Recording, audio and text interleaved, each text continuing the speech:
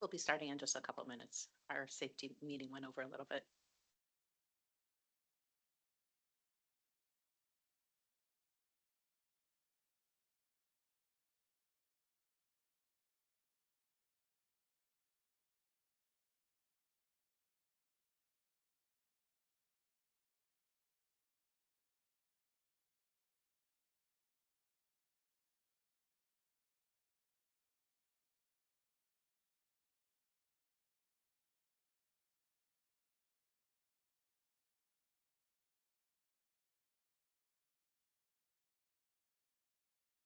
Oh, here.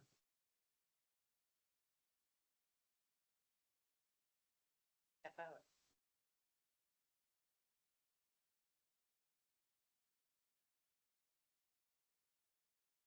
That close. It's over. It's like a fast.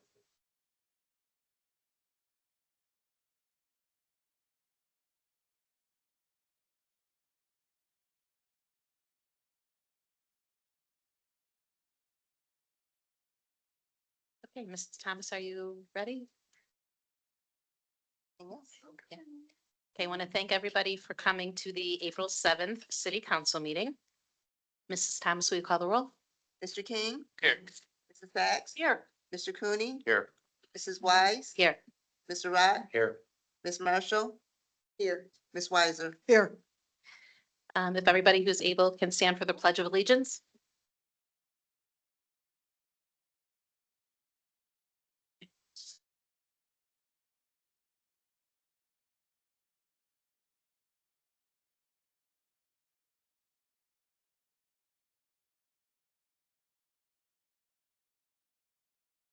Okay, we do have the March 18th minutes. Are there any edits or corrections?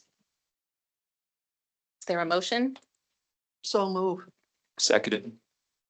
Mrs. Thomas, will you call the roll? Mr. King, Aye. Mrs. Sacks. Aye. Mr. Cooney, Aye. Mrs. Wise. Aye. Mr. Rod, Aye. Ms. Marshall. Aye. Ms. Weiser. Aye. Thank you. And are there any additions or removals from the agenda or referrals from committee? Okay, seeing as there are none, if there are any comments from the audience, if you could please come up, state your name and address, and you're limited to 5 minutes.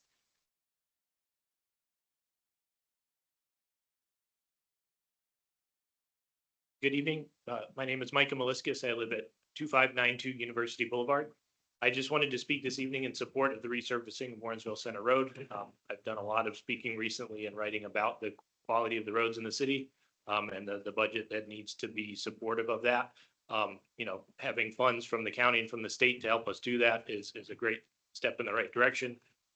One thing I do want to call attention to, I think the hawk crossings are a great idea to help increase visibility for pedestrians.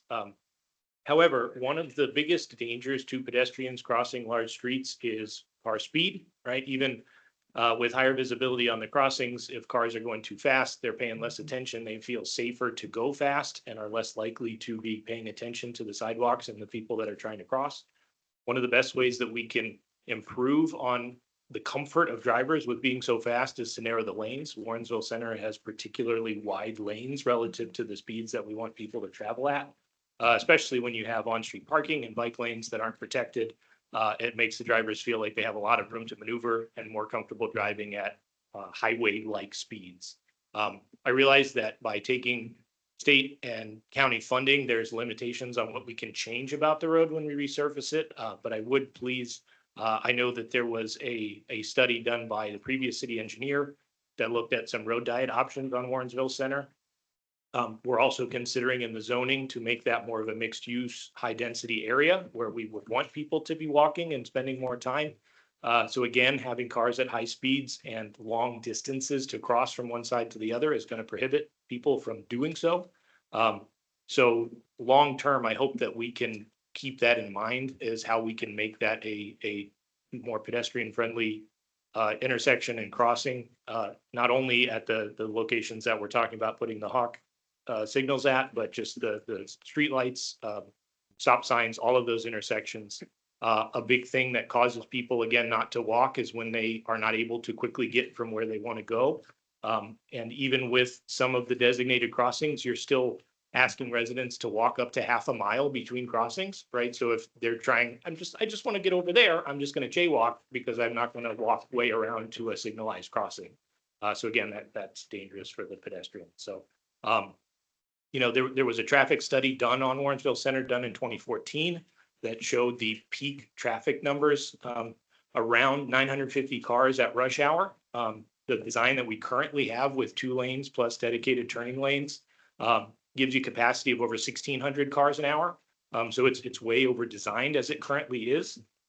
We could certainly go down to a single lane each direction with a designated turning lane that would still have the right capacity for the roads as they're used. I'm glad to share that information if anybody wants it. I've got the studies, and it's city data, but I've dug it up so you don't have to.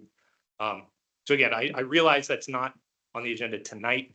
I would ask that you pass what's on the agenda tonight, but please keep that in mind that there's a lot more we could do to make this not really divide our city, because right now it's very difficult for pedestrians to get across, and it contributes to people not wanting to spend time on Warrensville Center, not wanting to walk between the east side and the west side. Thank you. Thank you. Are there any other comments from the audience?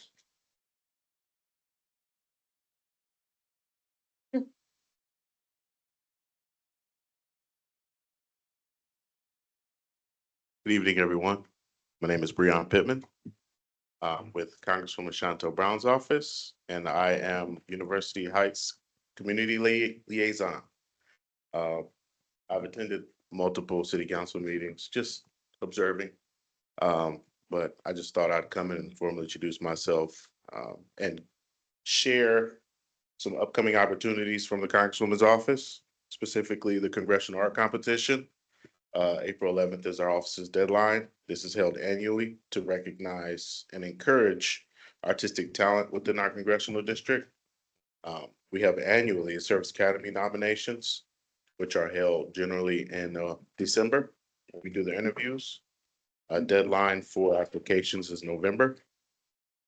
We have a Small Business Expo that's coming up on May 3rd. That will be in Warrensville Heights, Corporate College East Campus of Tri-C. We have a Housing Expo coming up June 7th. That will also be at Corporate College East Tri-C. And then we have a Passport Day on June 21st. That will be at the Cuyahoga County Public Library, Mayfield Branch, from 10 a.m. to 2 p.m. I'll share these upcoming opportunity one-pagers with you all. I'll also share my card and information with Kelly so she can have it. And if you all would like to subscribe to her newsletter so you're aware of what's going on. I mean, I know If you got it. I know what's going on. We all know what's going on, but just to be aware what we're hearing from the White House and from the respective committees in the House. Anything we can do to help the city of University Heights will be. I'm a conduit to the federal government for you guys. So thank you. Thank you so much. Thank you. Thank you. Are there any other comments from the audience? Okay. Seeing as there are none, we are now up to reports and communications from the mayor. Thank you. Just a couple of items. Since 2008, cities, businesses, organizations, and individuals across the country have established pinwheel gardens during April to commemorate April as Child Abuse Prevention Month. The pinwheels symbolize healthy, happy childhoods and raise awareness of the need to prevent child abuse and neglect in our community. The University Heights Pinwheel Garden is located in front of City Hall. We are teaming up with Canopy Child Advocacy Center on this project. We also have made a proclamation for child abuse prevention in the month of April, which reads as follows. Whereas Canopy is committed to protecting our most vulnerable and ensuring children grow up safe, healthy, educated, and prepared to reach their full potential. Whereas child abuse and neglect contribute to adverse childhood experiences that can have profound lifelong negative impact on lives. Whereas child abuse is 100% preventable and the cost of treating the impacts of child abuse is significantly higher than the cost of preventing it. Whereas consistent, early, and effective prevention strategies have been proven to save lives, protect resources, and strengthen and preserve Cuyahoga County families by ending cycles of abuse and neglect. Whereas children raised in safe, stable, and nurturing environments are more likely to enjoy good physical and mental health, succeed academically and socially, and achieve economic prosperity. And whereas educating adults about how to use positive coping skills, seek options, and be flexible enables them to be stronger, more resilient individuals throughout their lives and create more stable environments and protect brighter futures for children. And whereas child abuse and neglect prevention is a community responsibility, and on behalf of Cuyahoga County's children, we join with Canopy Child Advocacy Center. And whereas we assert that during April and throughout the year, we all come together against child abuse and neglect by supporting prevention programs. So every child feels safe and nurtured by making sure each family has the support and education they need. And whereas we live by the wisdom of Frederick Douglass, that it is easier to build strong children than to repair broken adults. Now more than ever, we must all do our part to help build strong children and give them access to safe, healthy futures. Now, therefore, we do hereby proclaim April 2025 as Child Abuse Prevention Month in the city of University Heights.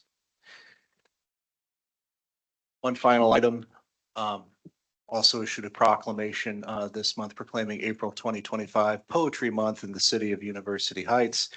Whereas National Poetry Month celebrates the importance of poets and poetry in American culture, and whereas the rich body of literature produced by American poets, the vibrant and diverse voices reflected in their works, and the power of poetry inspires and uplifts us. And whereas Michelle Smith, who began her service as Heights Poet Laureate in April 2025, is the 12th Poet Laureate of Cleveland Heights and the second Poet Laureate to serve both Cleveland Heights and University Heights. And whereas the Heights Poet Laureate program is the longest running laureateship in the state of Ohio and has been conferred through Heights Arts since its inception. And whereas Michelle Smith is known for her dedication to cultural advocacy and artistic innovation. And whereas she is the creator, producer, and director of Black's Museum, a performance showcase that celebrates Black historical figures and their impact on American culture. And whereas she's also the author of Ariel in Black and the upcoming The Real Jazz Wives of 20th Century America. And whereas throughout her term as Poet Laureate, Smith will serve as an ambassador for poetry in University Heights and surrounding communities. And whereas she will engage local residents through public readings, workshops, and performances at special events, such as the Juneteenth celebration and Civic Awards, and will lead Heights Arts Ecstasy series, where poets create and perform original works inspired by visual art exhibitions. And whereas as we continue to grapple with the many challenges in today's post-pandemic world, poetry can help us reconnect and heal. University Heights is excited to support the Heights Poet Laureate, and we look forward to working with her at our community events. And now, therefore, I'm Michael Dillon Brennan, Mayor of the City of University Heights, Ohio, to hereby proclaim April 2025 Poetry Month in the city of University Heights and encourage residents to celebrate by reading poetry, learning about poets and their work, and exploring their thoughts and feelings through poetry in honor of this most auspicious occasion. Poet Laureate Michelle Smith will be joining us at a future council meeting, probably in the month of May. Thank you. This concludes my report. Thank you. We're now to reports and communications from City Council. I would first like to thank the Law Director and City Council for taking the necessary steps to move along the facilities process. Our Law Director worked to provide needed guidance from the start, and that continues today. The full council has supported the process from the ordinance creating the Facilities Committee ordinance through the additional guidance statement approved in January to support their work. It's unfortunate that the hard work moving the process along is lost in the bad press about the mayor's outburst at our last facilities meeting. Instead of committing to providing factual information to the council and the committee so that better decisions can be made, the focus turned to the individual and not the work at hand. We lose time and waste energy dealing with the results of these outbursts. I, for one, am tired of defending our city and the great things that we have and can be accomplished, as I am sure my council colleagues are as well. 2 censures for previous use of non-professional behavior have done nothing to assist the mayor in understanding that this type of behavior is counterproductive to collaborative work with the council to advance visions we both share. I believe another one will not do anything to improve the behavior of someone who has demonstrated he does not want to improve. I do hope that the last 9 months of the mayor's term will be dedicated more to the best for our residents and the city rather than creating distracting and non-productive attention to our city and our hardworking residents. Are there any other council comments? Ms. Weiser? In thinking about things, I think all of us have to take some responsibility in our meetings. And I'd like to ask Mr. Bryan, if a member interrupts, talks over, continues on when someone else has the floor, they are considered out of order under Robert's rules, are they not? Yes, I mean, whoever's chairing the meeting is in charge of that meeting, deciding who should be speaking when and recognizing them. And there's a process for overruling the chair and Robert's Rules of Order if the majority of the body wants to handle things differently, if they don't think the chair's. Okay. If they're told to stop by the chair and they continue to do what they were doing and continue to talk over, can a motion be made to remove the individual for disruptive behavior? Yes, that is within the contemplation of Robert's rules that action can be taken. Okay. I think we all need to remember that because that doesn't just apply to the situation that led to the press, but it also applies to anything we do in our meetings. We have had continually over the course of the year plus that I've been on this council, people and individuals who sometimes talk over one another. On occasion, that's pretty much been one individual, and it is counterproductive. And I think all of us are tired of it. All of us would like us to just be able to do the work. And I think we need to remember we do have tools under Robert's rules that if we have to, we can use. Right, and I just emphasize, it's not because you're not, and I'm sure you're not implying, it's not because you didn't like what the person said, it's because of disruptive behavior that's. Absolutely. This is a democratic society. If we can't be willing to talk to one another, express differing views, we're not living up to the promise of the country, much less the city. Thank you. Are there any other comments? Okay, we're now up to reports and communications from the directors. Department of Finance. Thank you. Just like to give you some unofficial numbers through the end of March. We will probably have these closed up by the end of this week, but they're fairly accurate. For the general fund, net revenue year to date, $6,072,933. Net expense in the general fund, $4,524,368. Our unexpended balance at March 31st, $6,101,410. We do have about $3.3 million in encumbrances. Those are set up for all the known quantities through the end of the year for healthcare, pensions, that sort of thing. So our ending unencumbered balance at the end of March, $2,786,883. If you look at things from an all funds basis, our net revenue for the first quarter, $7,507,621. Net expense, $5,701,470. So our unexpended balance for all funds at the end of the first quarter, $11,958,643. Our ending unencumbered balance, $6,714,043. And an update on where we stand with our investment account, and I'll get all these reports out to everybody. At the end of March, in investments, we had $9,279,756. And tonight we have some standard budgeted transfers. Those were included and approved by council last December. So with the exception of the one transfer to the original CIC, all the scheduled transfers, if approved tonight, will be recorded this week to supply special revenue funds and the capital funds with needed infusions of monies. I'd be happy to answer any questions. Thank you, Mr. Kennedy. Are there any questions? Okay, Department of Law, Mr. Bryan. I have no report this evening, please. Thank you. We're up to Public Safety, Police Chief. Thank you. And Fire Chief. Thank you. And our Service Department. Thank you, Vice Mayor. The only thing I have to report tonight is this coming Friday is our pre-Passover collection for food items only. We asked that all items be out on the tree lawn by 7:30 a.m. We'll make one pass down each street. Hopefully be done by sometime around noon to 1 p.m.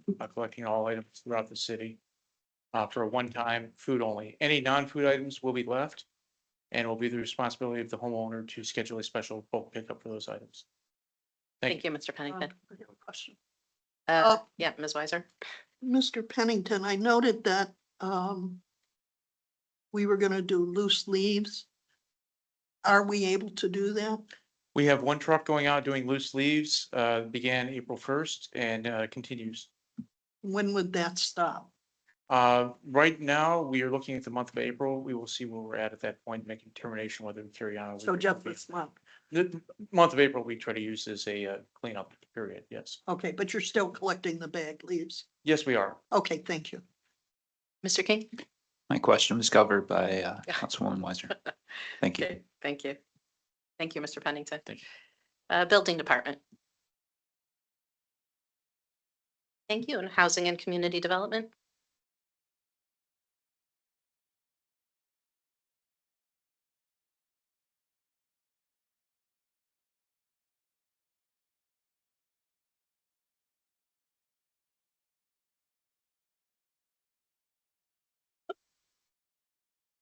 The Housing and Community Development Department is seeking permission to advertise and seek bids for the 2025 yard abatement, yard nuisance abatement, which is included in your packet. I also just wanted to give an update for the exterior maintenance program. In January of this year, the notice of exterior inspection mailing went out to Group 1, taken from a map actively being used within the Housing Department, which focused on the west area of the city. But after discussion, the department determined the use of the published map online, which would shift the focus to year A, being the southwest area of the city.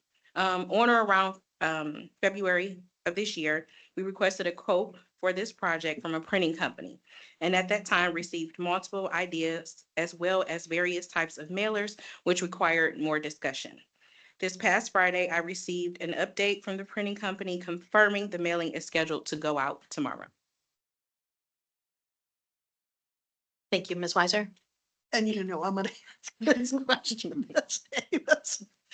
That's the corrected letter, right? Yes. I bless you. Yes. Thank you so Yes. much. Welcome. Thank you, Ms. Davis. You're welcome. And our City Engineer.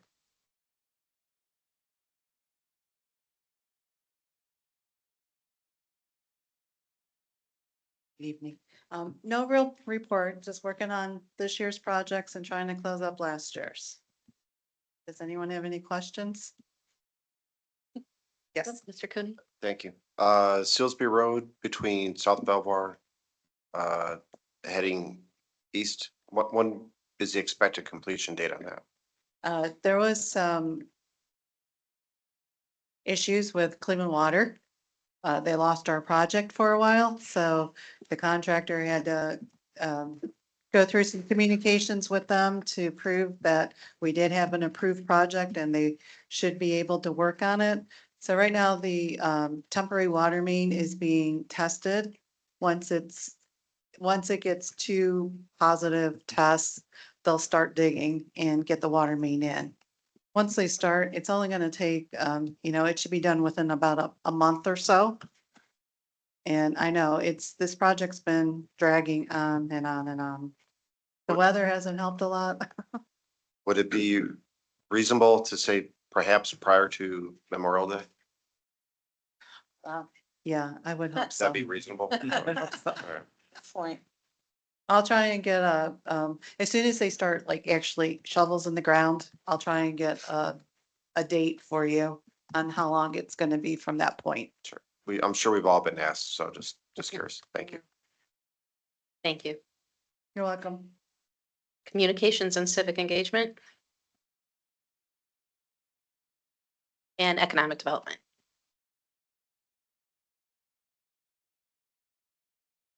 Evening, Mayor and Council, just to announce on March 20th, we had an Economic Development Committee meeting to go over the final recommendations for the for zone code, for the updated zoning code.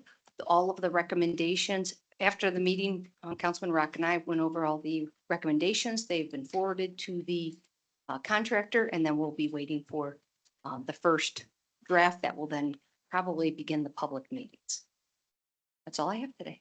Great, thank you. Are there any questions? Okay, thank you. We are now up to the agenda items. Agenda letter A, motion to approve some quantities set forth in RC section 3735.671A2 as equaling at least 25% of the amount of taxes that would be charged and payable upon real property parcel to be the subject of the proposed JCU CRA agreement if the property were not exempted from taxation. I would like to remind you, Vice Mayor, that this was tabled the last, at the special council meeting, so we would need to vote to take it off Motion the to- table. Move to remove from the table. Thank you. Is there a second? I'll second. Second by Mr. Cooney. Mrs. Thomas Lee. Just a one comment. The agenda item is different than what is in our packet. The amount on it. So 50% versus yeah, 25%. I guess my question is for Mr. Bryan, would we need to change the agenda item or do we? No, the motion is exactly the same. Okay, It's just the exhibit that's related to it, that the motion you'd be approving is different, and that should be in the packet. The updated one was in the packet, correct? yes. It's a 75%. We gotta So take the a wording vote. of the motion is identical. It's just Okay. we're Okay, approving it. thank you. Mrs. Thomas, will you call the roll? Mr. King, Aye. Mrs. Sacks. Aye. Mr. Cooney. Aye. Mrs. Wise. Aye. Mr. Rod. Aye. Ms. Marshall. Aye. Ms. Weiser. Aye. Hey, it is now back on the table. Mr. Bryan, would you care to discuss it? And I know we have some JCO representatives. Yes, and as we discussed at the special meeting, this is a document that council is required to approve to establish that revenue sharing with the schools with respect to payroll taxes would not be required. So council needs to approve this, and it would need to be sent to the school board along with a copy of the proposed agreement, the application, the updated application submitted by John Carroll, along with the exhibits to establish the 14-day notice period.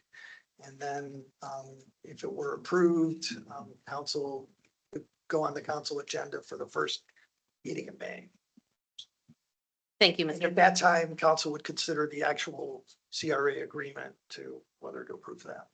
Thank you. And I want to thank you for working with John Carroll to update the language and the percentages. Are there any questions? Ms. Weiser? Not really a question, but a thank you to John Carroll. I was very appreciative to see the updated amount. I do agree that we do need to provide some support for this project.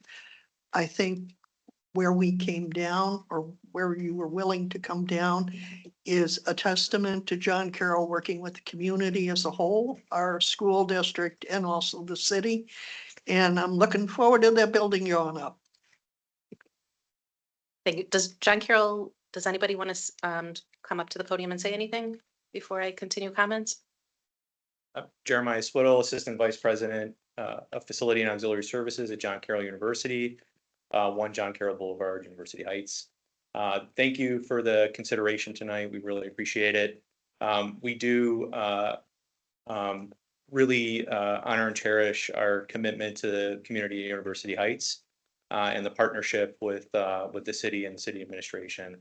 And so we want to be good partners in this project. We want to be good community neighbors. And we thank you very much for your support in this project. If I can give a quick update, we're rounding third and sliding in the home. And we hope to have a shovel in the ground in May. And we're getting all of our required documents in place with DiGeronimo and so forth, and issuing GMPs for the overall project. So we're really excited to be at this point, only 6 weeks away from breaking ground. Wonderful. Okay, thank you. Ms. Sacks, did you have a question? I do. It's perhaps for the finance director.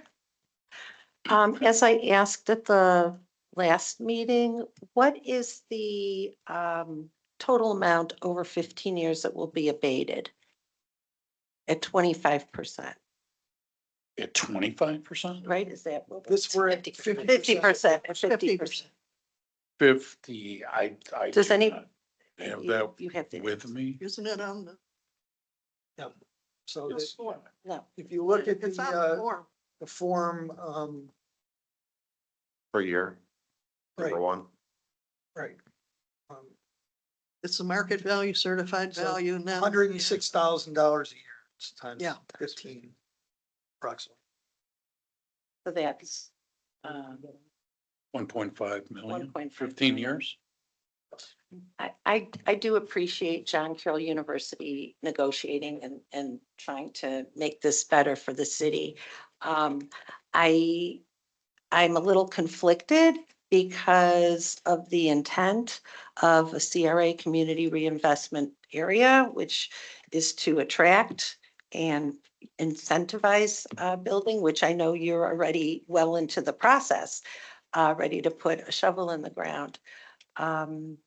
It's kind of ironic that we are struggling with our own facilities at $30 million budget, and just thinking about how this would impact that over time.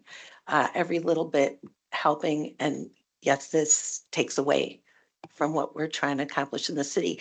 Oh, and I might add that the facilities that we are looking to build, safety, service, they all benefit John Carroll ultimately, like any other resident. So thank you. If someone could address that.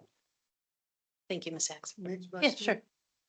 Just, Mr. Sotel. Yeah, thank you for the comments. Well said. I think when we originally set out to do this project, we were really trying to do it under the blanket of a TIF and trying to underwrite the expense of the overall project with a 30-year TIF. And we ended up, looking at that, the CRA and a multiple different levels to kind of accommodate the project. So, this is a new development for sure. I mean, we don't, we're sort, we are issuing bond debt to fund the project. We don't necessarily have the money. We're pledging revenue to support the overall debt service on the project. And that revenue is the students moving into the apartments and then the leases that we're going to fulfill on the retail side. So there's an awful lot of expense that is out there for the next 40 years that we've got to try to overcome. And then I know Mackenzie wanted to clarify a couple of things. Mackenzie is the managing director at DiGeronimo Companies and been working with us every step of the way. Thank you. I believe actually, and maybe I need to redo the math, but I think it's slightly less with the 50% application of what the actual savings would be, or for us, or, the lost tax revenue. So we should just double check on that, because I'm coming out to slightly under $1 million. But I will say, I appreciate that we're close to the finish line on the core and shell of the building. But there's a significant retail build out portion that the university will have to undertake. And the types of tenants that we'd like to attract are restaurant tenants and other tenants that will require usually a heavy build out package from the university to be able to get them into the space. And this will allow us to be able to strike those deals that I think will benefit the community as opposed to ones that are just national tenants like, I don't know, that might pay a lot of rent, not need a lot of subsidy, but might not really create the same fabric that I think we're trying to do at Gateway. Thank you. Ms. Weiser? I would ask that you would think about the site that is being redeveloped. The city of University Heights is putting in $1 million into University Square. They didn't come for a CRA. We ended up having to pledge the money to leverage that development to go. I think sometimes John Carroll is sort of a nebulous body because we look at it as an institution and not a business. But every university is part business. What they're doing is they're taking a parking lot, what was a gas station, a Mr. Tire, and some duplexes, and converting it to a more dynamic use. Anytime any city wants to see urban redevelopment, the cost to do that is much higher than if they were going to build on green stuff. If they were putting this in front of Dolan where they got lots of green grass, the cost to them would be a lot less. And because of that, I think we need to look at it also as a way for us to be a contributing partner. I think in my comments at the last meeting where this came up originally, I pointed out a number of things that, yes, they're income streams for the university, but we need the university to have those income streams as well. So, I mean, it's hard to judge it on a, gee, I wish you would just, when we actually are looking at having to invest in redevelopment to get something going that's new and fresh. And on top of it, and it's not going to happen for 10 years or so, but with the new zoning along Warrensville Center, that actually can act as a catalyst there. So they're investing in us as well as we're investing in them. Thank you. Yeah, sure. One more. Just Mr. Oh, Stabell? sorry, go ahead.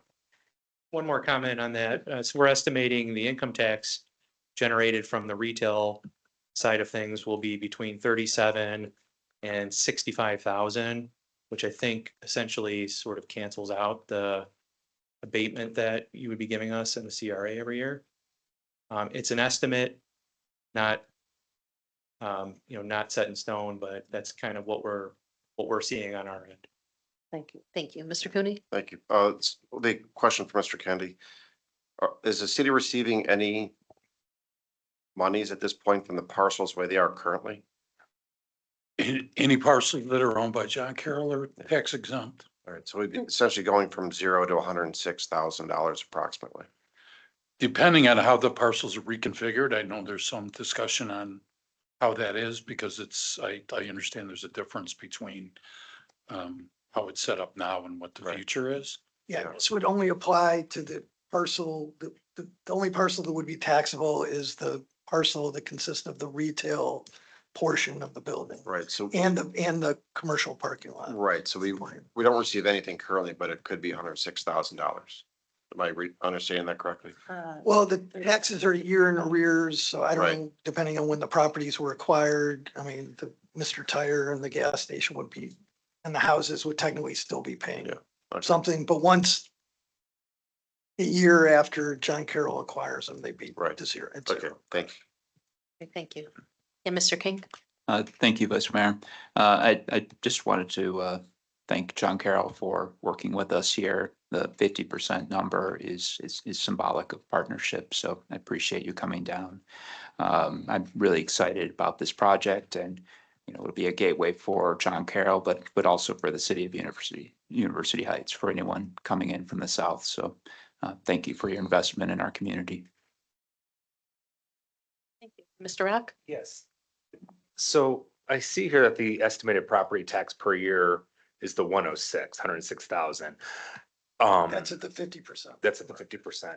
But would they still be responsible for the assessments on the property? We have several assessments that we have on all properties, including John Carroll, for the street trees, street lighting, the sewer, et cetera. Is that in addition to the assessments? The assessments still have to be paid, right, Mr. Kennedy? Every year when the assessment ordinances are passed, there's an exemption in there for a list of, I'd say roughly 30 parcels related to John Carroll that are not subject to special assessments. So we are, sorry, we are planning on all of these special assessments for the retail component of the Gateway project. So whatever assessed streetlights, if there's a tree assessment, whatever it may be, the stormwater assessment, we're using that in our pro forma to underwrite the project. Okay, so you have that figured. Okay. And I asked because you have a lot of linear footage for this development project in which you'd be using street lighting and trees and sewers. So I want to make sure that at least we're made whole on that. So I appreciate it. Thank you for that question, Mr. Arnold. Is there a motion? Oh, I'm sorry, Mayor. Oh, yes, yes. Just going back to something that Councilman Cooney said and also that Mr. Sweattle said, keep in mind that in addition to the property tax, there is the income tax component. Mr. Swettle's numbers may be conservative, but, we also understand that we're looking at 35 new full-time jobs together with 80 part-time jobs, which is 75 full-time equivalent jobs, and the income tax that's generated from those jobs. So that is money in addition to the property tax that we would be seeing here. And hopefully wages go up over the course of the 15 years, even if, property tax will do what it does. So I'm hopeful that, we will see more benefit together with the overall economic benefit and the additional investment that will happen on Warrensville Center Road, because the redevelopment of Warrensville Center Road will be anchored by this key new development. So my thanks to John Carroll again for working with us and for investing in itself and investing in this community. Thank you. So I did ask for a motion. Would anybody like to pose So it? move. Thank you. And is there a second? I'll second. Second by Ms. Marshall. Mrs. Thomas, will you call the roll? Mr. King, Aye. Sachs, Aye. Mr. Cooney, Aye. Mrs. Wise, Aye. Mr. Rock, Aye. Ms. Marshall, Aye. Ms. Weiser. Aye. Okay, thank you. One question, thank you for that, by the way, that was really amazing. Do we have to come back? Yeah, in May, the agreement will be on the agenda for approval the first May meeting, so the first Monday in May. Okay, thank you. Thank you. Okay, we are up to agenda letter B, motion to approve FGMA Architects, February 7th, 2025, needs assessment, space program summary as recommended by the Facilities Committee on March 27th, 2025, for the purposes of proceeding with the remainder of FGMA's engagement with the city relating to master planning and estimates of probable cost for the municipal facilities. And I want to thank Mr. Eberhard for giving a summary. Thank you for getting us on the agenda. I know you have a copy of FGMA's space program summary in your packet. I have an addenda to that.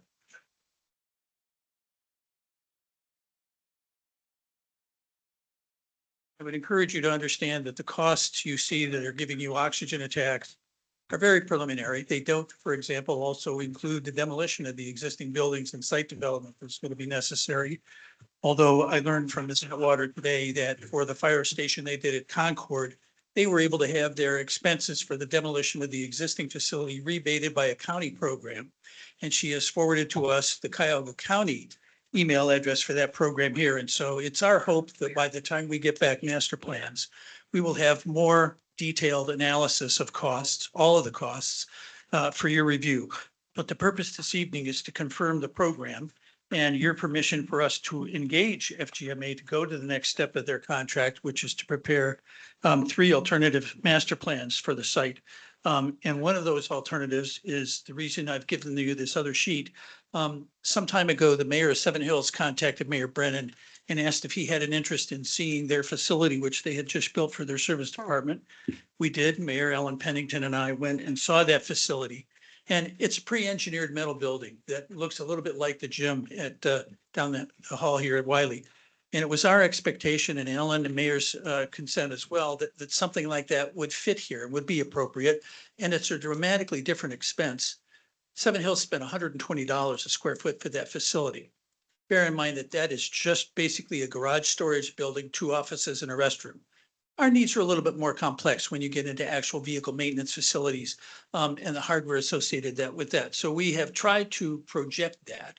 The number you see in FGMA summary is conventional construction that would be like the fire station and like the police station. And so it's a much, much bigger number. And you can see that there's an advantage of a lot to capture part of Wiley. So we have an interest to discuss with you 3 different levels of playing game at Wiley.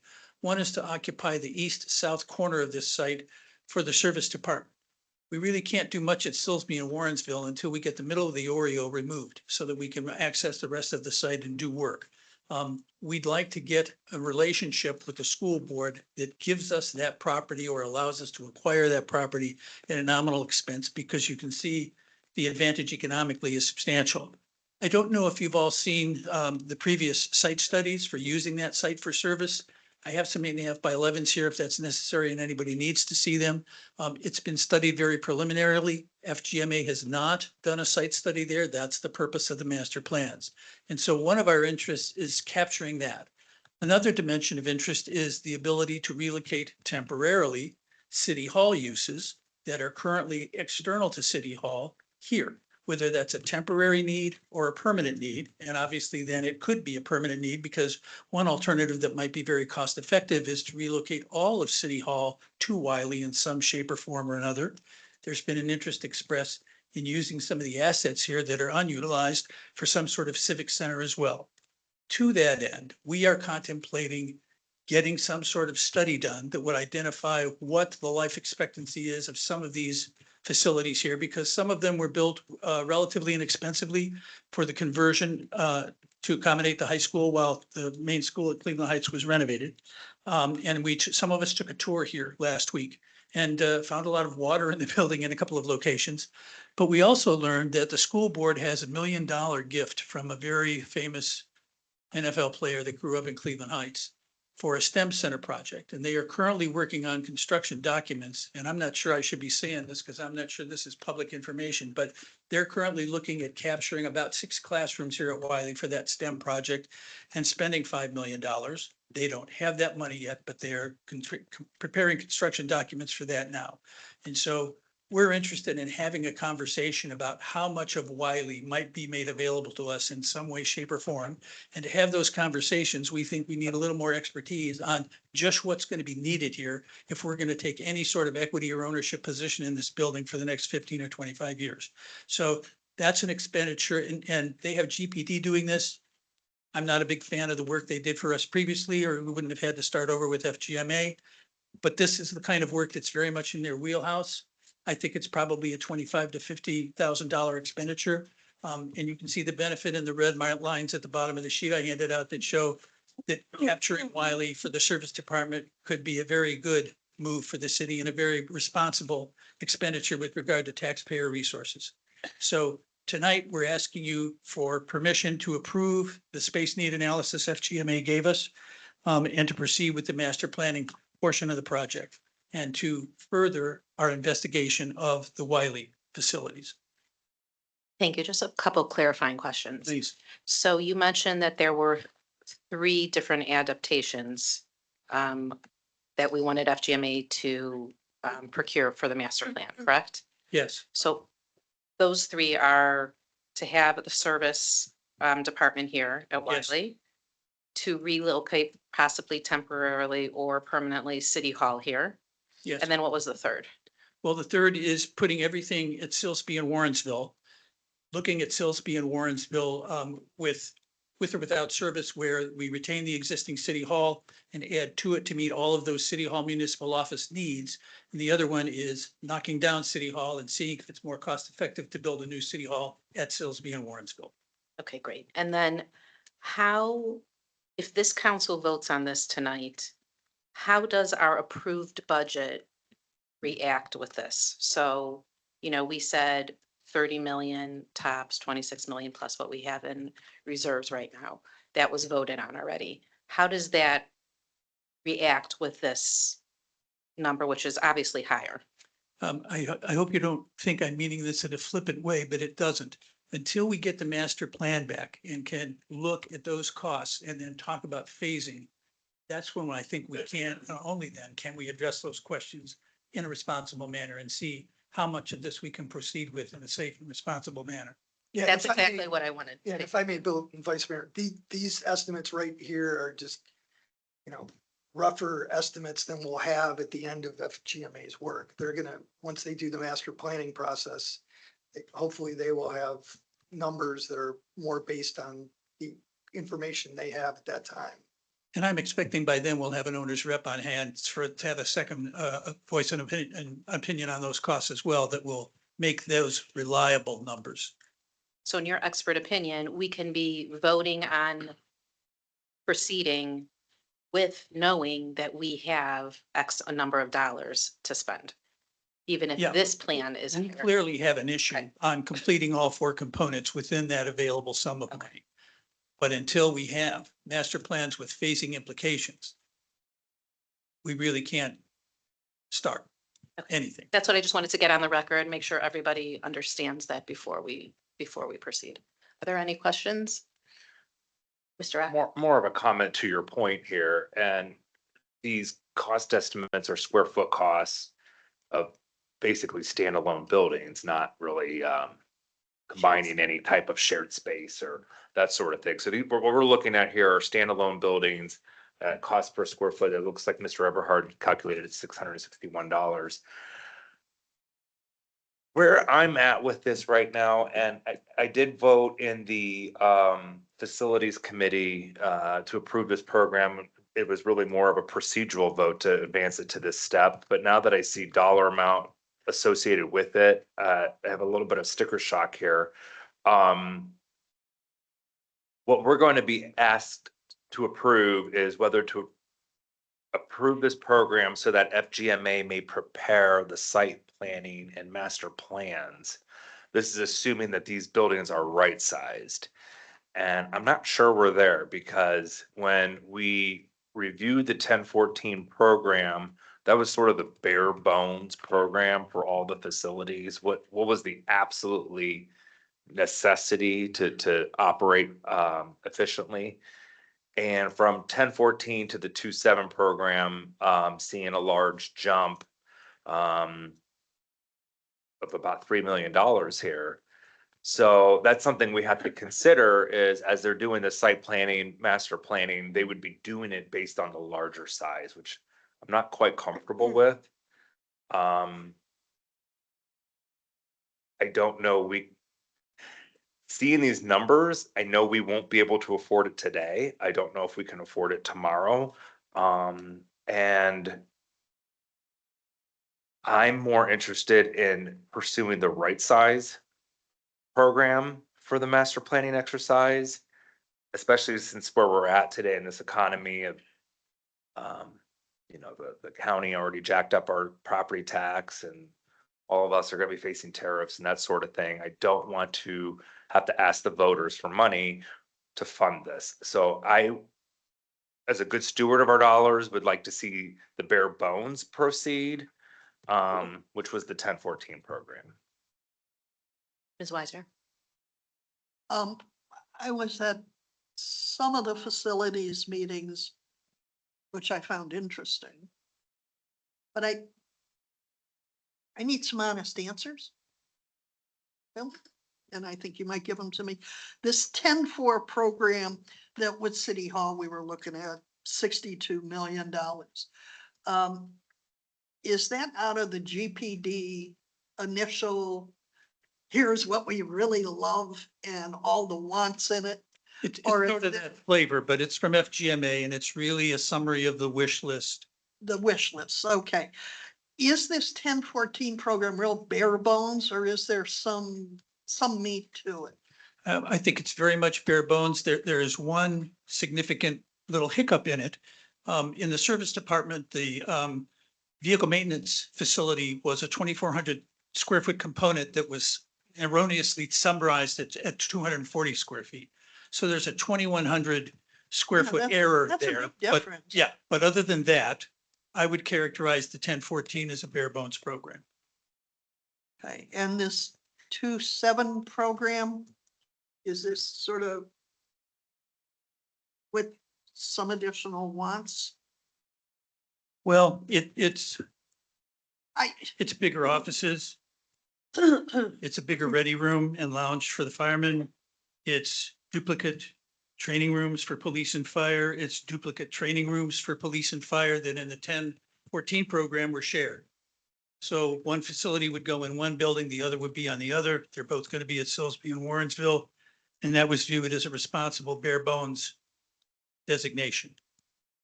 yeah, when I started reading through this and I share some of the concerns that Councilman Brock has. Number one, we don't know what's gonna happen to the economy, which makes everything a little dicey right now until things settle down. And I'm hearing him say that if we can't have a right-sized building, the master plan won't work. Is that sort of, or is this something we can tweak if we I'm have? not sure how to process that. Okay, neither am I. Pitch it to me another way. You know, one thing we also need to consider is we're losing about $125,000 a month in escalation money. I'm aware of that. I The more just we realized don't move that. this can down the road. I Yeah. think what Ms. Weiser is trying to say, if I may, No. is, no? Okay, go No, ahead. No, I don't. Well, go ahead and I'll tell you if you were right. You're trying to reconcile what Mr. Rock said versus what Mr. Eberhard said in terms of cost versus right sizing. And can we go to the next step and still be able to stay within our budget? Yeah, if we go with this 2-7 program. And I will admit, there was some detail in there that I thought was fascinating. I've worked in a lot of places. We've never had multiple, I just went blank, Fitness rooms. microwaves and another in a break room. I mean, it's like, okay, that's an interesting ask with additional size and everything else that comes along with it. And I'm not saying we don't want everybody to have everything that they need, but how much is needed? One, if we have to, does that have to get trimmed down? If we're voting tonight to go ahead with FGMA and they develop the master plan to the 2-7 program versus the 1014 program, are they going to come up with a different plan? Maybe that's the question. And how they position the buildings. Is this increase significant enough to change the layout?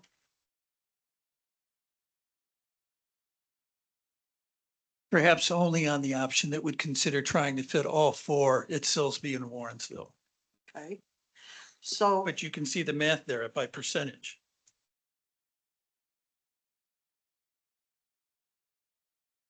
so Wiley then becomes a critical piece, the land at I Wiley. think Wiley's a critical piece no matter what. Okay, I'm not talking about the building. I'm just talking Yeah, about the land. I'm talking about service. Yeah, Okay. me too.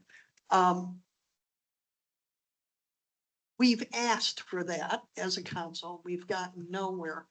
And perhaps my question to Mr. Bryan is there some way that we can get that to, or request, demand, direct the administration to finally sit down and get us something in writing for the cost of that site and nail it down? You can certainly request that for the administration, as far as directing it, I mean, I think that would be difficult. Normally that is an administrative function, you know, negotiating on behalf of the city for a cost. So going ahead with this to the layouts is going to be counterproductive because we have someone who obviously has chosen not to do that. And we haven't been able to move them to do that. If that is the case, then it's counterproductive to move ahead. Because that's a huge obstacle. We really need to get that land by the end of this year. And if you need to hire a commercial real estate consultant that specializes in tenant representation to represent the city with the school board, you need to do that. That's fine, but that's not our role. See, Bill, there's the problem. The mayor is the administrative head of the city. It would be wonderful if we could just go and talk to school board and say, hey, how about a contract and everything? And we could hand him a contract and it would never be signed. And without that commitment and without a signed thing, we don't know that building can go there. Well, I think that's a different story, Ms. Weiser. If, you know, there's a contract the council would approve and direct the mayor to sign at that point.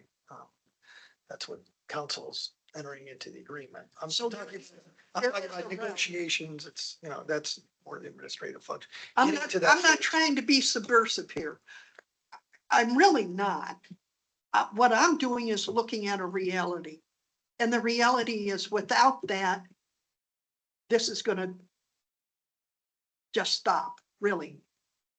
And I'm acknowledging your unwillingness, Mayor. I'm acknowledging it. And I'm recognizing for whatever reason, it is your choice, and that is your choice. And I'm sort of on the other side of the badminton thing here now, or the ball court, and having to deal with a vote where I know having that is critical to this project moving forward at all. And that's, I believe it to be highly unfair if we cannot find either a way around your reluctance or somehow gain your willingness to finally ask just for that land and get that resolved. And leave the Will Wiley building to another time.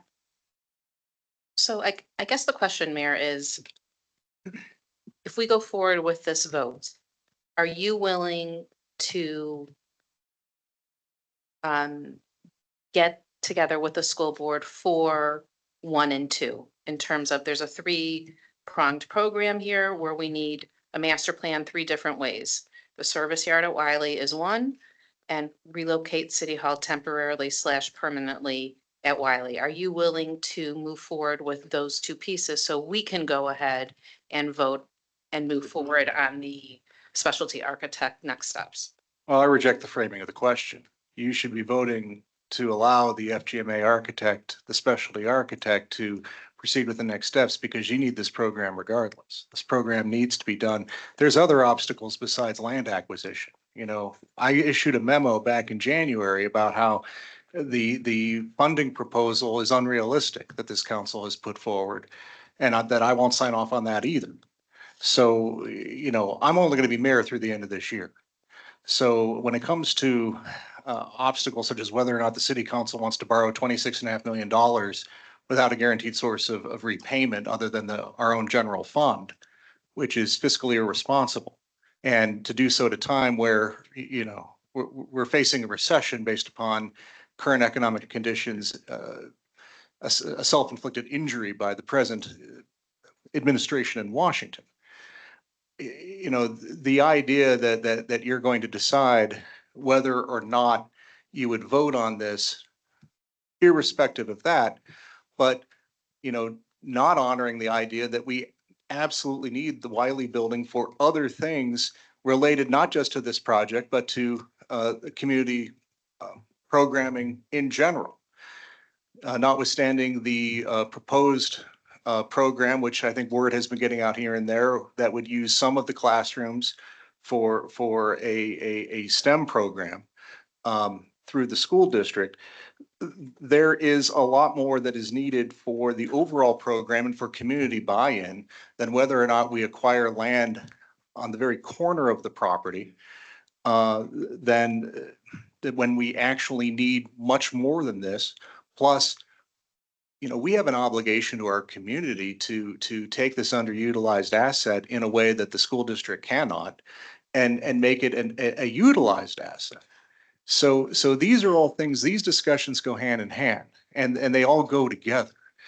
The idea that this is being characterized as my unwillingness to do the work when in fact it's the council's. I hope the council would reconsider and see how important it is that the city take on this property in a way that the school district cannot, and have that be part of the overall program. And none of that is conditioned upon whether or not we get FGMA to complete their program. We need them to do that regardless. So I would urge the council to re-examine the idea of our negotiating with the school district as we were to go ahead and take on this entire property, less the portions that they need to keep for the bus depot, for the bus garage, for the board offices. And we'll have to work out if they want to use a portion of one of the classroom wings for the STEM program or some other similar program. And if the council's willing to give me the green light to have that kind of negotiation, I'm happy to resume those negotiations. Thank you.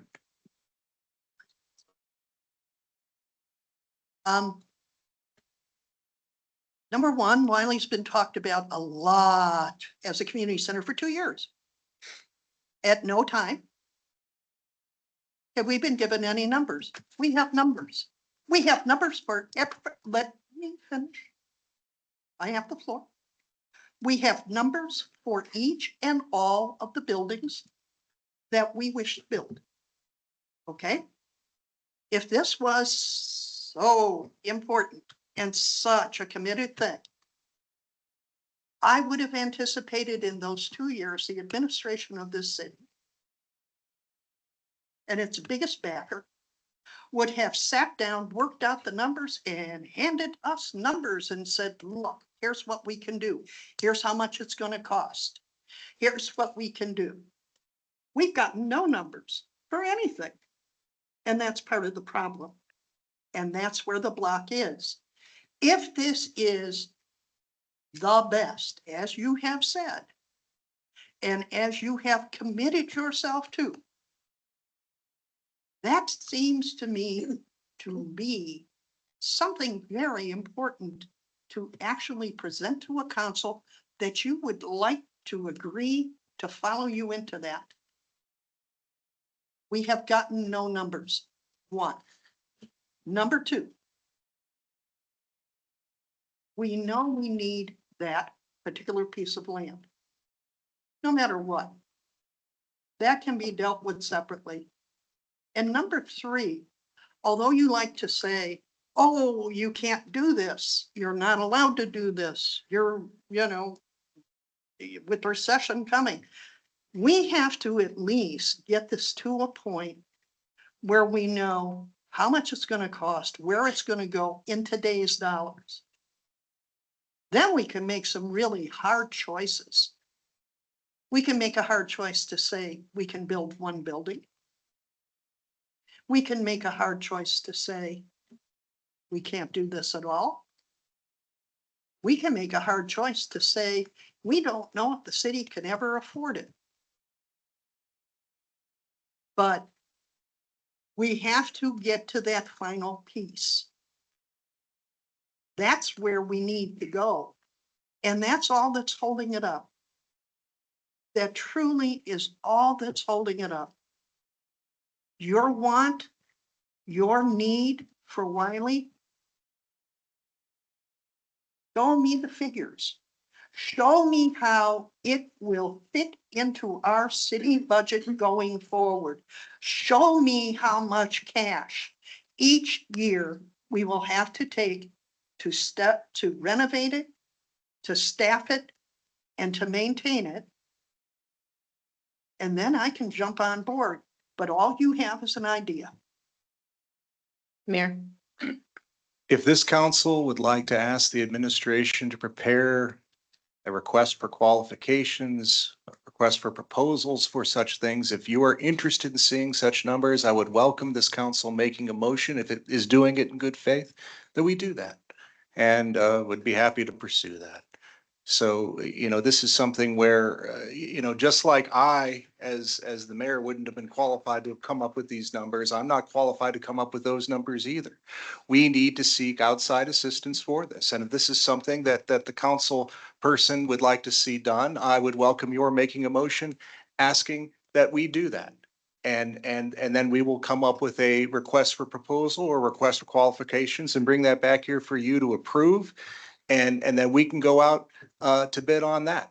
If you are serious about that, if you are serious about wanting to, joining us and joining the community and wanting to see this happen for Wiley, then I would love to see some positive direction from the council on this, including your willingness and openness for that. But to just expect numbers to materialize from thin air can't get you that. If you're willing to do that, I'd love to hear that. Thank you. Why Ms. didn't Weiser? you ask council for that 2 years ago?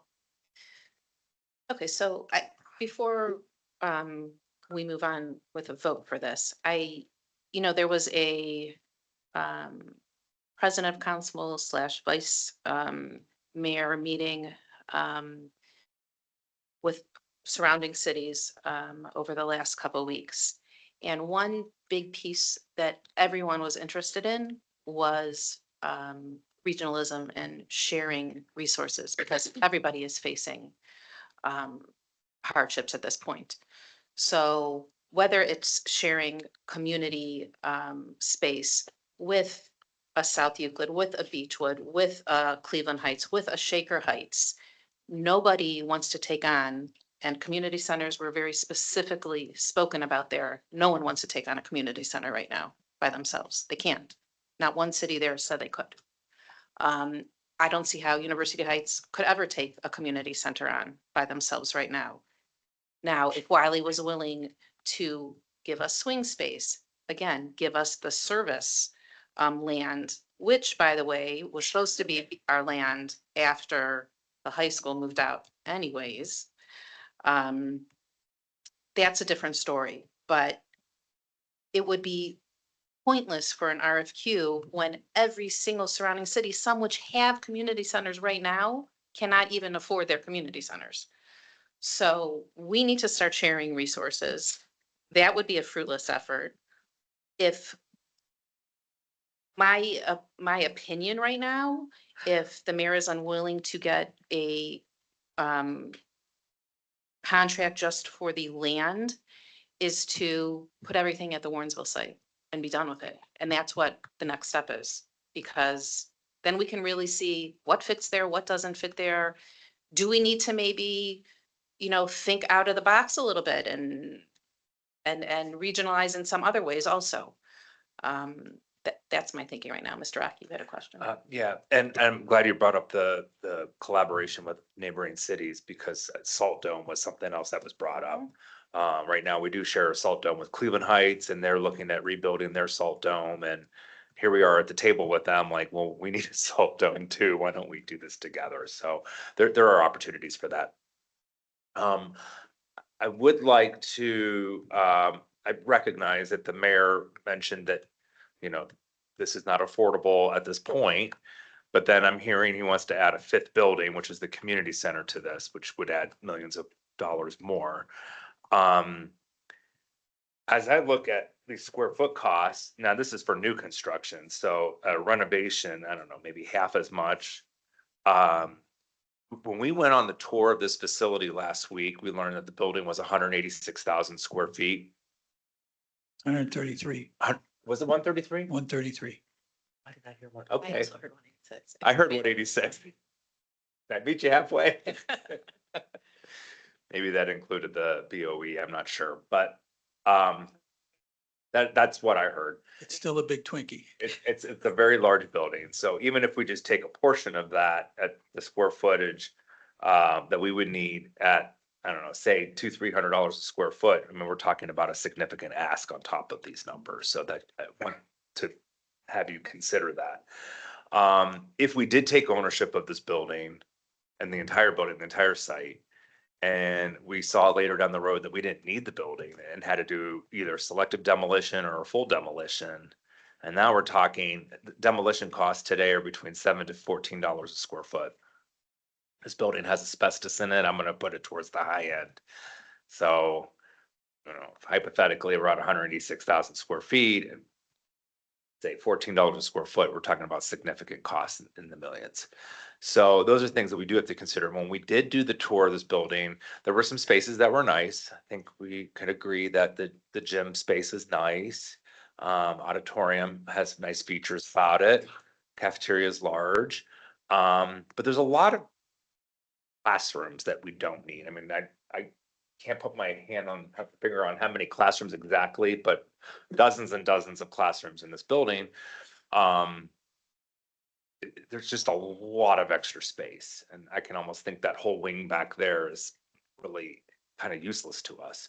So if we did take ownership of this building, we would also take the liability of this building and the maintenance of this building. And right now, as we walked around, we saw a lot of leaks, we saw a lot of issues. It's an old, tired building. I know the school district put millions into it when it became a swing space for the high school. A lot of that has left because those were in the temporary facilities, the trailers that are no longer here. But the existing building today needs a lot of TLC. And I just want to let this body know that, you know, taking ownership of that building would take ownership of that responsibility. Yeah, Mr. Eberhard. Piggyback on Mr. Rock's comments. Another reason why Wiley has an appeal to the Facilities Committee is that the numbers you have before you reflect one-story buildings at Silsbee and Warrensville. If we have to try and fit everything at Silsbee and Warrensville, probably police and fire will turn into two-story buildings, which will add to their square footage, which will add to their cost because every building will need 2 stairs, more corridors and an elevator. And so these numbers all get worse if we don't get Wiley for service. So again, Mayor, are you willing to discuss with the Board of Education just the land part of this property? I think I made my position clear on that.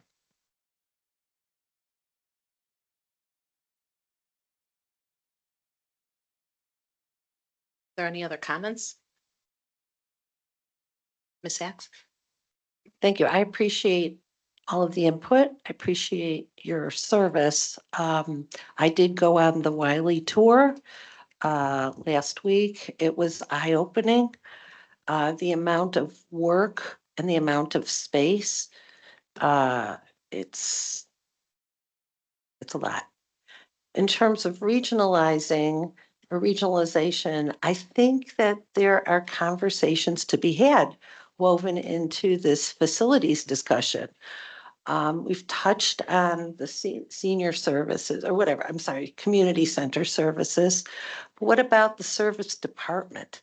I mean, if we're looking to go somewhere other than Warrensville and Silsbee, perhaps there's some way to, and that we have the Salt Dome as a little example, a portion, just to explore some opportunities that could be cost savings for part or whole. As an example, that's a lot of space for the service department. And maybe there's something to talk about as an example.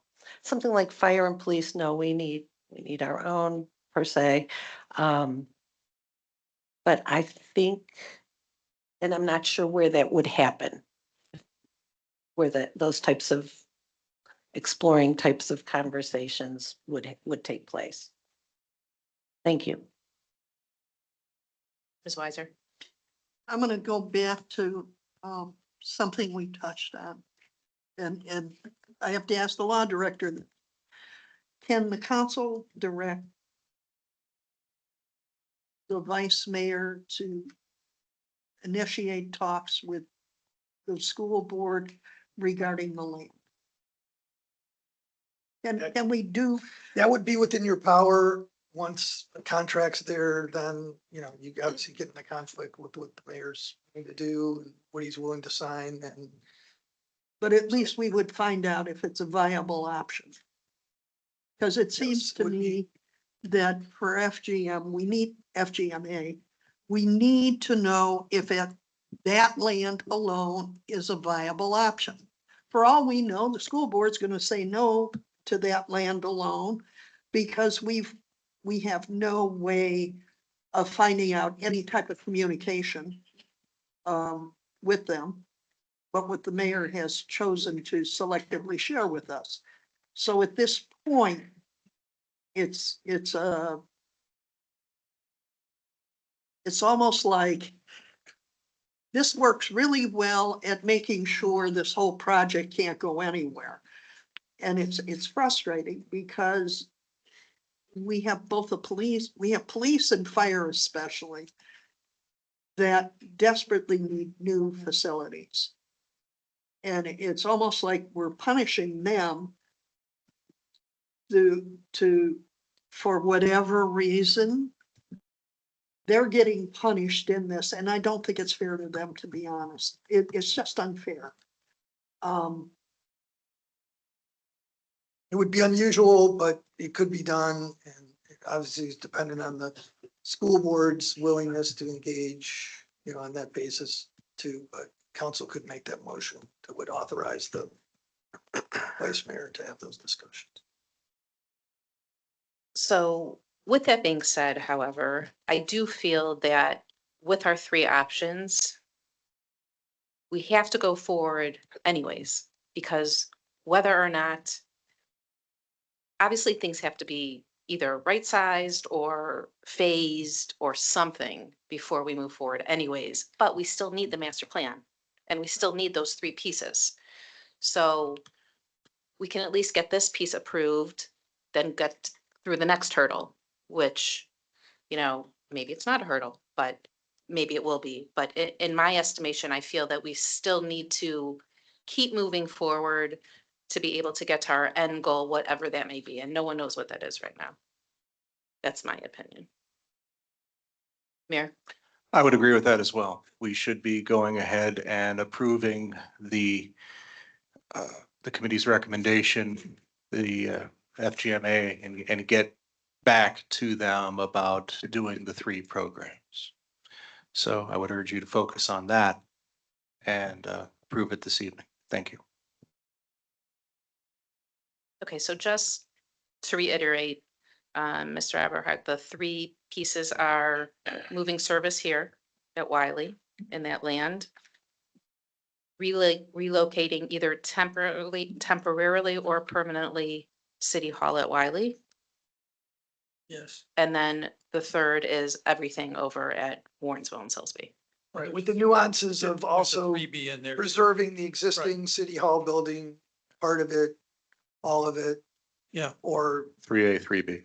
building a new building there, knocking it down. Vice Mayor? Yeah, Mr. Cooney? Thank you. This is just for housekeeping. The other programs are October of 2024, not 2025. Just for Oh, clarification. yeah, Thank I you. see what you're saying. Yeah. Yeah, thank you.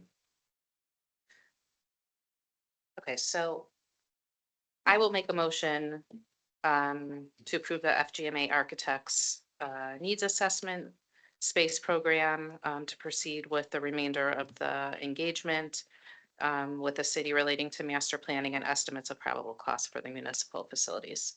Is there a second? I'll second. Is there any discussion? Okay, Mrs. Thomas, will you call the roll? Mr. King, Aye. Mrs. Sacks. Aye. Mr. Cooney. Aye. Mrs. Weiss. Aye. Mr. Rock. Aye. Ms. Marshall. Aye. Ms. Weiser. Aye. Thank you for all your work, Mr. Robert. Thank We're now at agenda letter C, motion to advertise and seek bids for the 2025 general yard nuisance abatement program.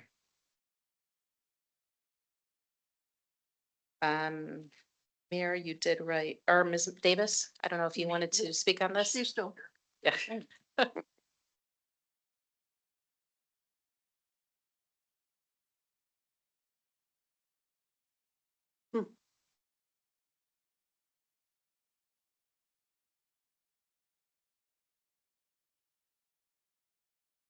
And the Housing Department is seeking permission from City Council to advertise and seek bids for the 2025 General Yard Nuisance Abatement Project. The contractor is to provide any or all of the following services as requested in writing: mowing the high grass, trimming shrubs, leaf cleanup, and yard waste debris removal. Please place for your next agenda, or I'm sorry, next council agenda. Are there any questions for Ms. Davis? Their motion, So move. Seconded. second by Mr. King. Mrs. Thomas, we call the roll? Mr. King? Aye. Mrs. Sacks? Aye. Mr. Cooney? Aye. Mrs. Wise? Aye. Mr. Rod? Aye. Ms. Marshall? Aye. Ms. Weiser? Aye. Thank you, Ms. Davis. Agenda letter D, ordinance 2025-11, authorizing the transfer of funds from various general fund accounts to capital improvement, facilities capital, street lighting, payroll stabilization, sewer operating, sewer capital, and shade tree fund accounts, and declaring an emergency on emergency. As Mr. Kennedy mentioned, these are all typical annual. Yeah, they were all transfers. included in the original budget. So with your approval, we'll get those recorded this week. Are there any questions for Mr. Kennedy? Is there a motion to suspend the rules? So move. Second by Mr. Eck. Mrs. Thomas, will you call the roll? Mr. King? Aye. Mrs. Sacks? Aye. Mr. Cooney? Aye. Mrs. Wise? Aye. Mr. Rod? Aye. Ms. Marshall? Aye. Ms. Weiser? Aye. And is there a motion to adopt on emergency? So moved. I'll second.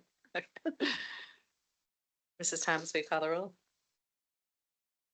Mr. King? Aye. Mrs. Sacks? Aye. Mr. Cooney? Aye. Mrs. Wise? Aye.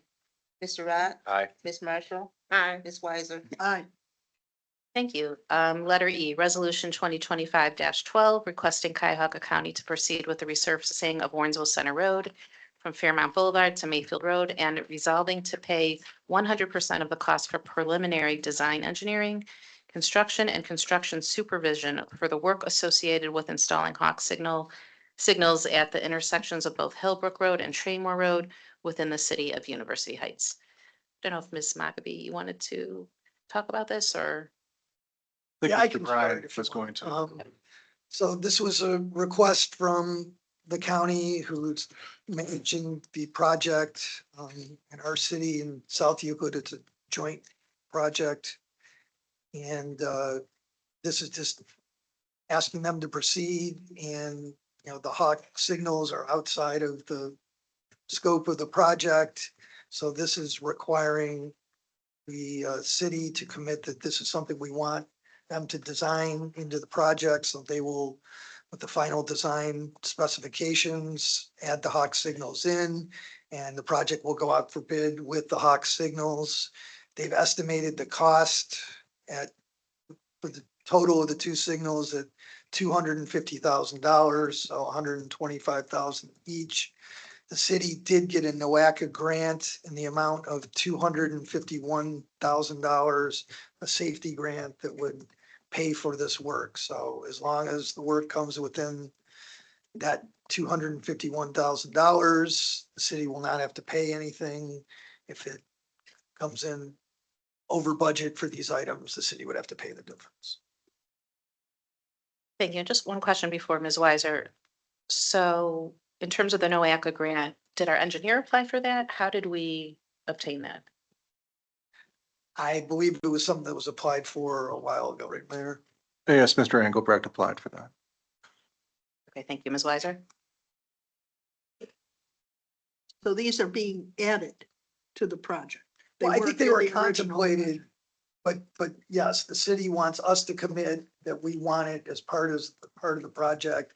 When they're working on the final plans and getting them out to bid, Okay, so, so we added this, so that's why it's back here. yes. Okay. Who chose the intersections? The reason I'm asking the question, we had this on Warrensville Center before, and it was a disaster. I mean, they weren't used. They were placed in odd places. Nobody used them. People complained. Like if you wanted to take the bus, you wouldn't walk halfway down the block to cross over to walk back up on the other side to catch the bus. So that's why I'm asking, who placed these?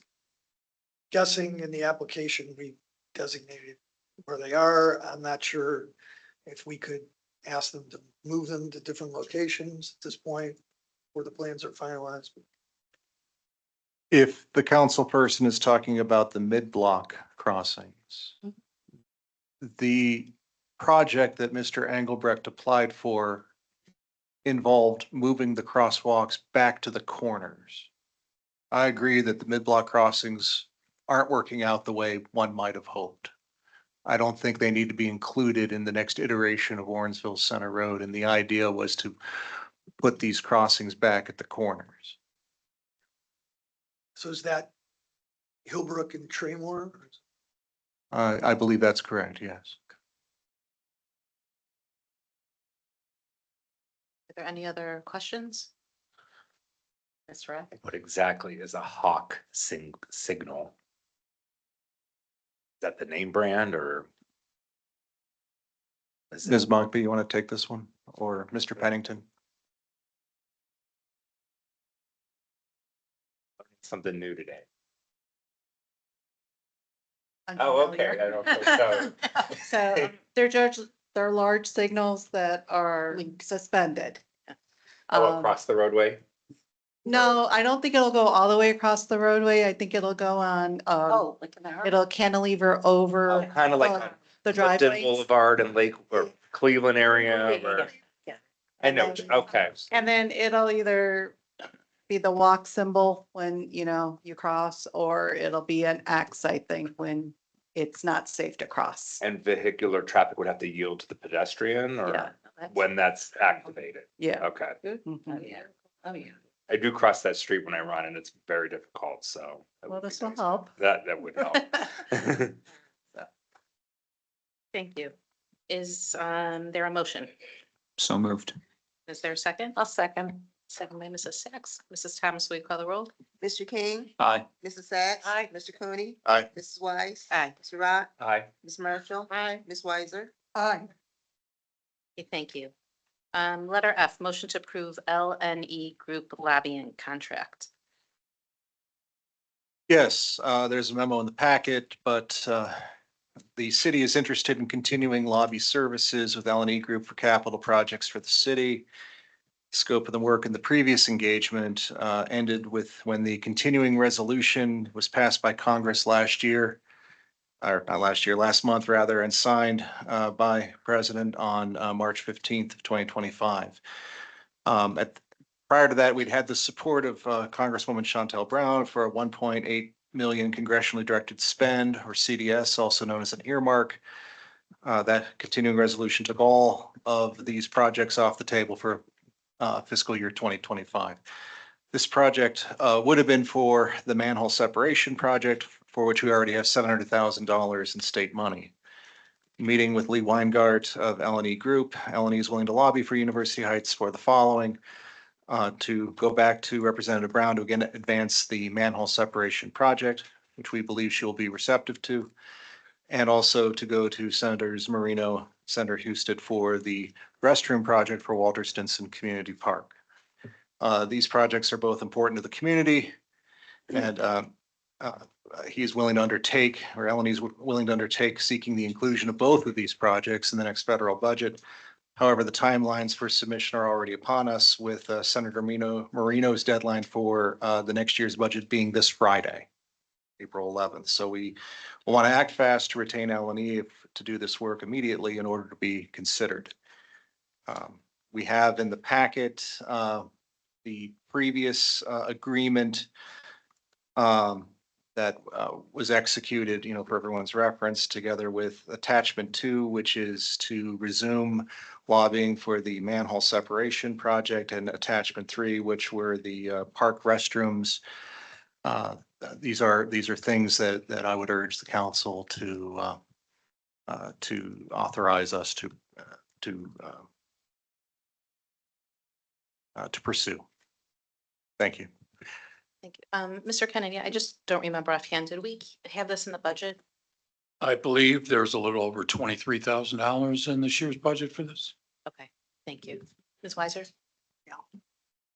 I'm not necessarily against this. I think it's helpful. However, the restrooms.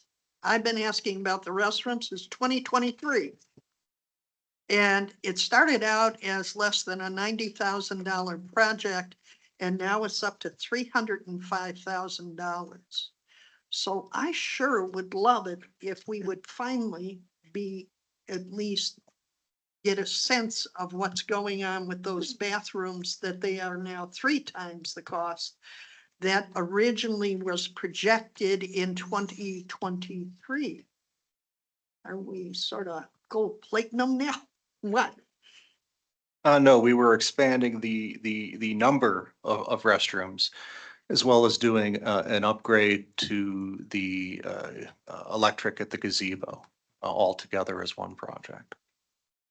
Currently, when we have events at Walter Stinson Community Park, we have to bring in a generator to operate the sound system for the band. If we upgrade the electrical at the gazebo, we won't need to do that. We'll be able to have adequate electric on site to, in the long run, more cost effectively run the PA system that we use for events at the Walt. And how many bathrooms are we upgrading to? It goes from 2 to, I think it's either 4 or 5, 5. And we, doubles anyway. initially, there was some talk for that 90K project to do heating. Are these heated for winter or not? Well, this would be year round, yes. These are now year round. This is good stuff. You're asking us to approve something that we know nothing about, although it has been asked about multiple times. Remember, I've been going through the minutes, so I know when I asked. Yeah, all I get told is, well, Judy's working on it. Oh, we've made some changes. Those are the kinds of things. I mean, this is a $305,000 contract now. And I'm grateful we're gonna try to bring in some money for it. I appreciate that. Thank you, Ms. Weiser. Are there any other questions or comments? Is there a motion? So moved. Is there a second? I'll second it. Mrs. Thomas, will you call the roll? Mr. King, Aye. Mrs. Sacks, Aye. Mr. Cooney, Aye. Mrs. Wise, Aye. Mr. Rod, Aye. Ms. Marshall, Aye. Ms. Weiser, Aye. Thank you. Letter G, Resolution 2025-14, authorizing the mayor to enter into professional service agreement with Safe Built Ohio LLC on emergency. Everybody, I'm sure, has had time to read over the contract. There are a couple differences than what was in Ms. Weiser's committee meeting. I don't know, Ms. Weiser, if you wanted to just point those couple things out, or I can. Yeah, they've kept the drop from 92 to 85%. Plus, we now, thank you, Mayor, for the additional work. They will drop that percentage for depending upon the dollar amount of the permit further. And there's a secondary drop, and with things like the Gateway project coming through, some of those building permits are going to be much higher, so that will be a good thing. I was very grateful to see that we finally stopped paying Safe Built for a housing inspector and instead hired that inspector directly. That was the next thing that was going to be talked about in building and housing. We weren't exactly enthralled when Mr. Engelbrecht said it had been approved by the administration to just use that inspector. And quite obviously, it was a significant cost higher than what we would normally pay. So finally, that's been dropped down. And I think overall, I'm happy to make a motion to approve this and to send it along to the mayor for signature. So it is, Suspend the rules first. yeah. So it is an emergency. If you can make a motion to suspend the rules. Yes, move to suspend the rules. I'll second. Second by Mr. King. Mrs. Thomas, will you call the roll? Mr. King, Aye. Mrs. Sacks. Aye. Mr. Cooney, Aye. Mrs. Wise. Aye. Mr. Rod. Aye. Ms. Marshall. Aye. Ms. Weiser, Aye. Is there a motion on the main motion? Motion. emergency? Motion to move, approve on emergency. I'll second. Is there any discussion?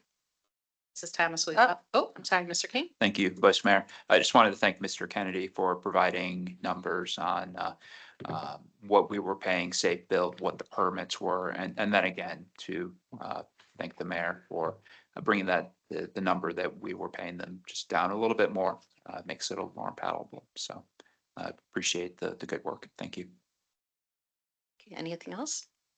Mrs. Thomas, we call the roll? Mr. King, Aye. Mrs. Sacks. Aye. Mr. Cooney, Aye. Mrs. Wise. Aye. Mr. Rod. Aye. Ms. Marshall. Aye. Ms. Weiser. Aye. Is there a need for an executive session? Okay, we're now up to committee reports.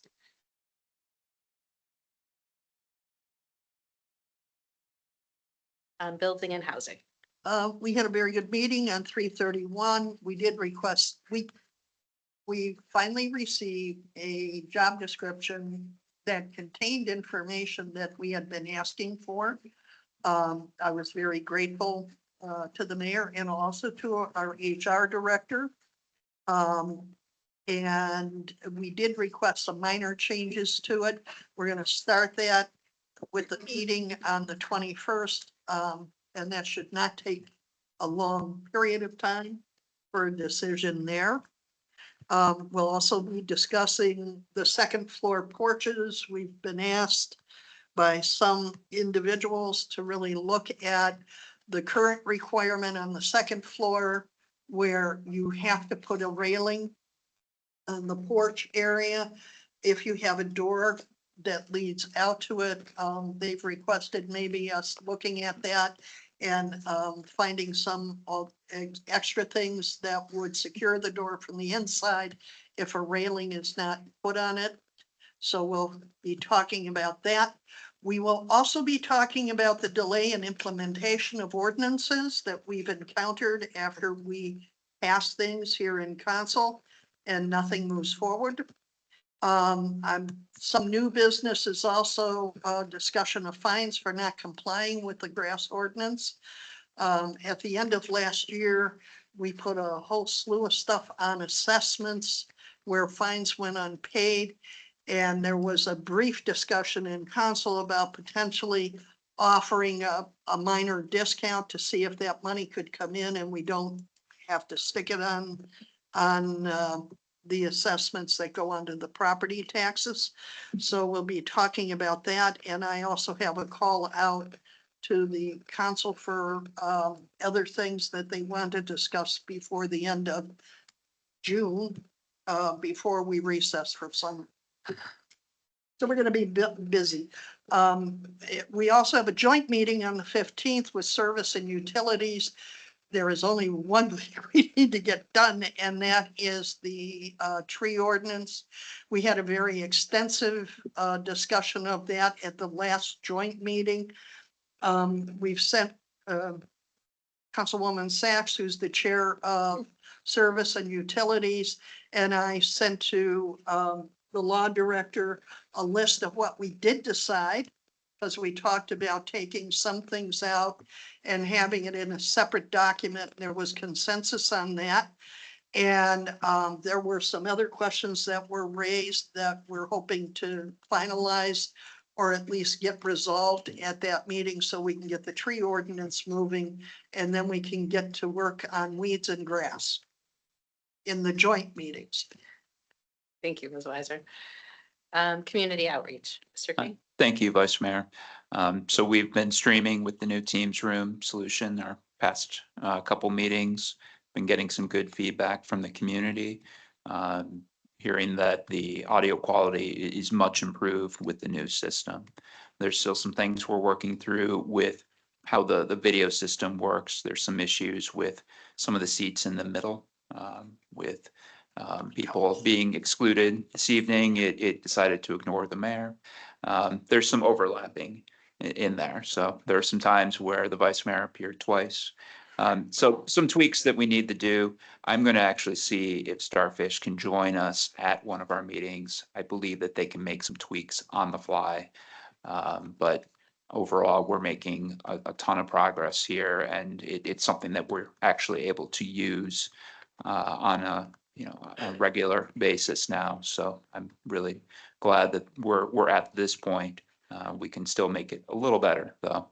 And we'll also be scheduling some training time to go over some things, but we've already been having Mrs. Thomas start and stop the meeting, so we're making progress there as well. So I want to thank people for their patience on this, but I think we're getting to a really good place. Thank you. Thank you. Economic development. Yes, we had a meeting on the 20th of May, or sorry, March, as Ms. Drucker had pointed out. And we will, she's reaching out to Zone Co with those changes that this committee had come up with. And hopefully we'll get another draft soon. So once that's set, I'll have a doodle poll go out. Thank you. Finance, I have no report. Recreation. No report, Vice Mayor. Thank you. Safety. Yes, we're going to, be looking at scheduling an extra safety committee meeting to discuss the fireworks ordinance, hopefully sometime this month. I'm thinking about the 21st of April. So just keep that in mind. And that's it. Thank you. Oh, do we? Yeah, Oh, there's a my meeting apologies. already. What? Yeah, building and That's a housing. possibility. Oh, never mind. I'll come up with another date.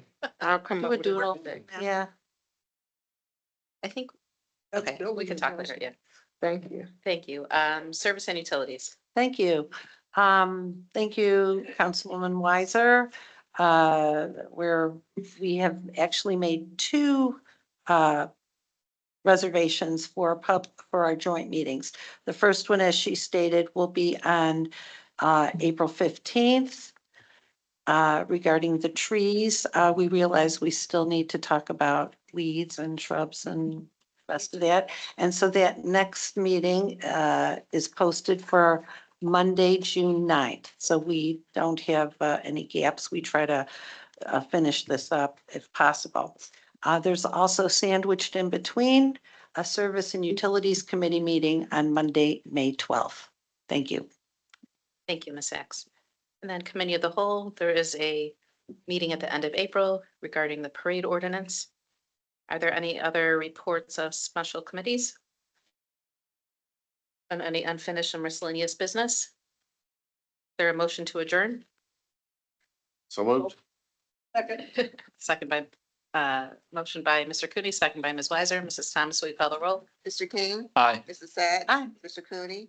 Aye. Mrs. Wise? Aye. Mr. Bott? Aye. Ms. Marshall? Aye. Ms. Weiser? Aye. Thank you for joining.